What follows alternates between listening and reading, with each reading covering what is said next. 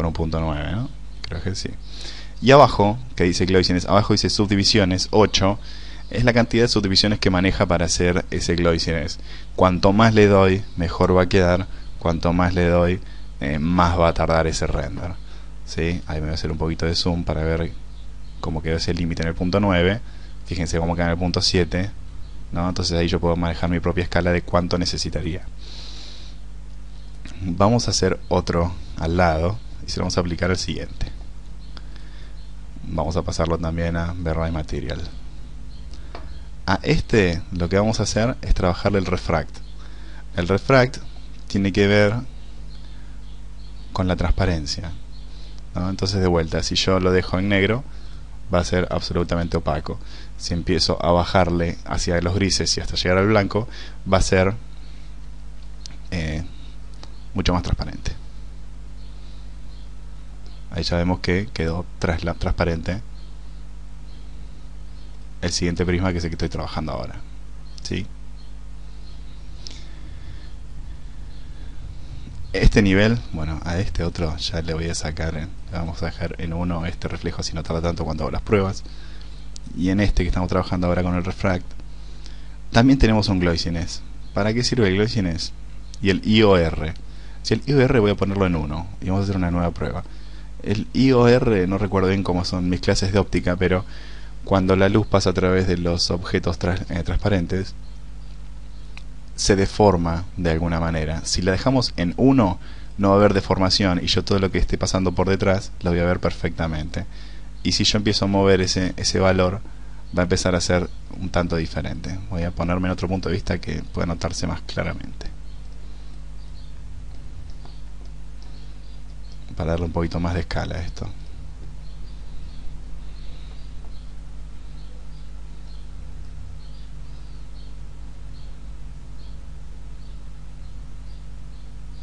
Bien, ahí estoy viendo el prisma perfectamente que pasa a través de este otro que es transparente.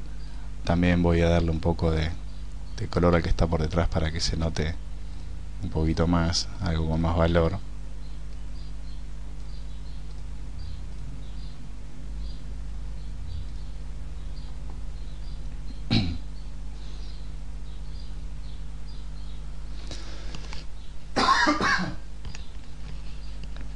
Ahí se ve más clara la transparencia de lo que estoy trabajando. Y ahora sí voy a ver un poco mejor si trabajo el IOR, si empiezo a manejarlo a 1.3 por ejemplo, y hago un render. Esta línea que yo veo exactamente por donde debe ir va a empezar a tener cierta deformación, que es la típica de los cristales. Creo que 1,2, 1,3 es la que, cuando más cercano está el 1, es como la más real. Vamos a poner 1.1.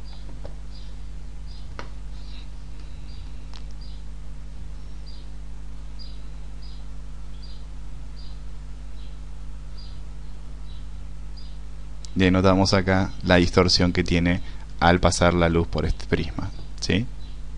Perfecto, voy a dejarla más chiquita todavía, 0.05.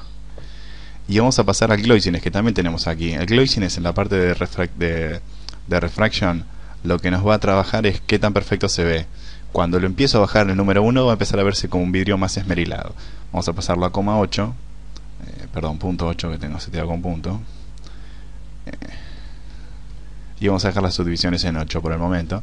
Y vamos a empezar a ver que lo que se ve a través del cuerpo se va a ver muchísimo más difuso. También fíjense cómo empezó a tardar el render cuando pasa por esos puntos.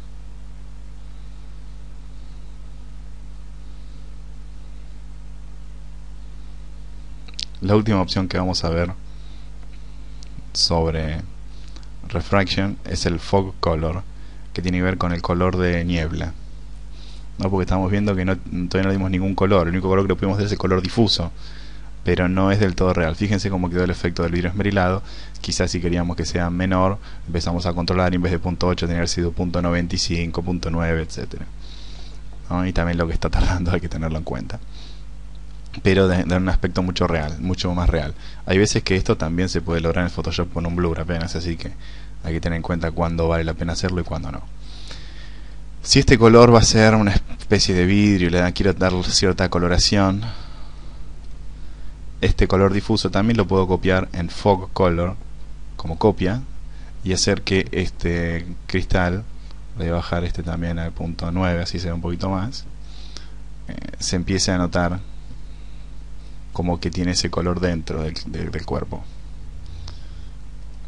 Render.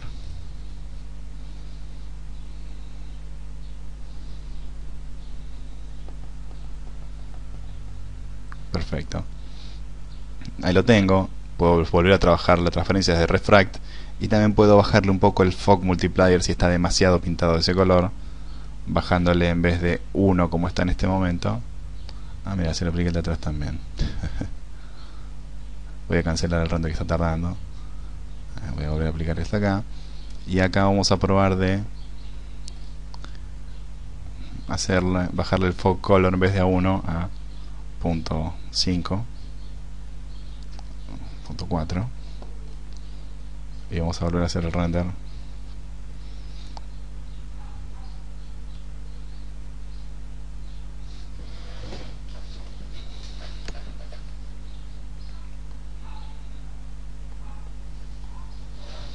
¿No? Y desde el fog multiplier y desde lo que es refract yo puedo empezar a controlar un poquitito qué pasa por ahí.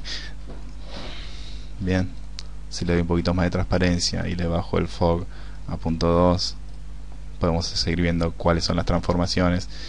Mientras no conozcamos la herramienta es toda una cuestión de prueba bastante larga, pero bueno, siempre hacerlo en estos pequeños pedacitos antes de lograr el render definitivo.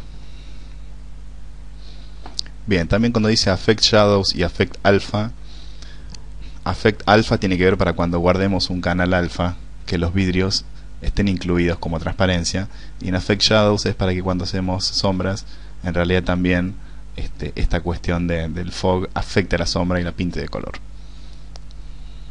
Si quiero quitarle el fog porque me aburrí o no era así, le ponemos un 0 o pasamos el fog color a blanco o a negro. Y listo, y únicamente nos va a quedar el color propio del difuso.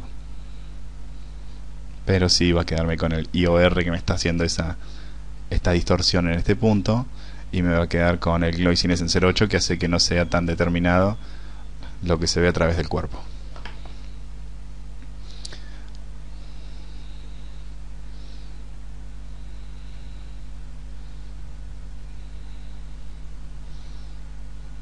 Bien, voy a cortar un poquito el render, que ya con esto ya vimos suficiente. Y el resto de los mapas se maneja del mismo modo que cualquier otro mapa que hubiésemos cargado. O sea que si yo tengo que hacer alguna madera, por ejemplo, que decíamos recién que refleje, cargaremos en difuso un mapa de madera y pondremos en reflejo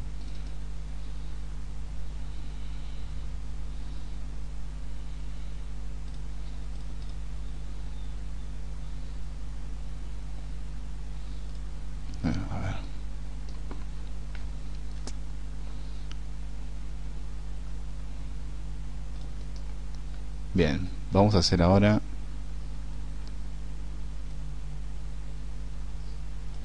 otro tipo de material que está muy interesante. En las texturas estándar nosotros podemos poner autoiluminación, que simulaba que estuviese iluminado, pero no era algo que realmente está iluminando el objeto. Acá sí tenemos la opción de hacerlo. Acá en un material estándar voy a darle autoiluminación, voy a ponerle color blanco. Entonces me estoy haciendo algo que con esto yo podría haber pintado anteriormente un foquito, por ejemplo, que quería que parezca iluminado. Lo que voy a hacer ahora es a este mismo material que está en estándar y que tiene autoiluminación en blanca, voy a hacer un clic y lo voy a llevar a V-Ray Metal Wrapper, Material Wrapper, ¿no?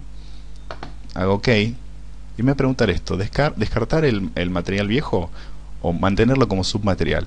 Yo lo que voy a hacer es mantenerlo. ¿Sí? Entonces esto internamente va a verse como se veía antes, pero lo que me hace ahora es generar GI y recibir GI. ¿Qué significa? Se lo voy a aplicar a este último y voy a hacer una prueba de render. Entonces no solo se va a ver como que está iluminado, sino que realmente va a estar iluminando en la escena.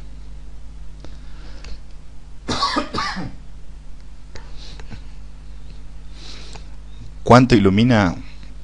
Lo voy a manejar desde acá donde dice Generate GI, ¿sí? Acá está en 1. Vamos a empezar a ponerle 5. Vamos a exagerarlo para ver qué es lo que pasa.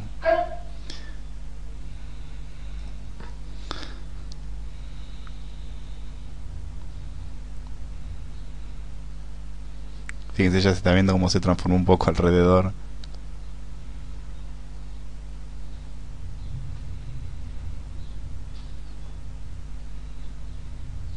Ya vemos cómo del objeto en realidad está saliendo luz. Si yo vengo acá fíjense que dice Default Standard, hago un clic ahí y me aparece cómo tenía yo la autoiluminación. La puedo ir cambiando en cualquier momento, cambiarle el color. Y acá estoy cambiando lo que era el material anterior, que era le puedo dar más brillo, el material estándar, ¿no?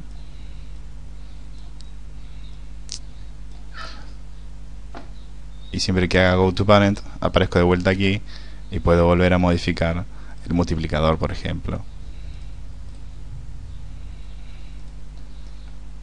Vamos a hacer un render un tanto más cercano, así se nota un poco mejor.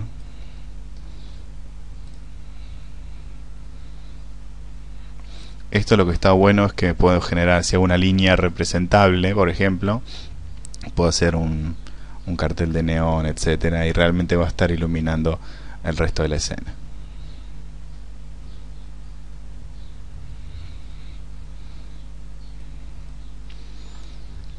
Bien, ahí se ve claramente. Y bueno, básicamente hasta acá llegamos con las nociones básicas de texturas y seteos de V-Ray.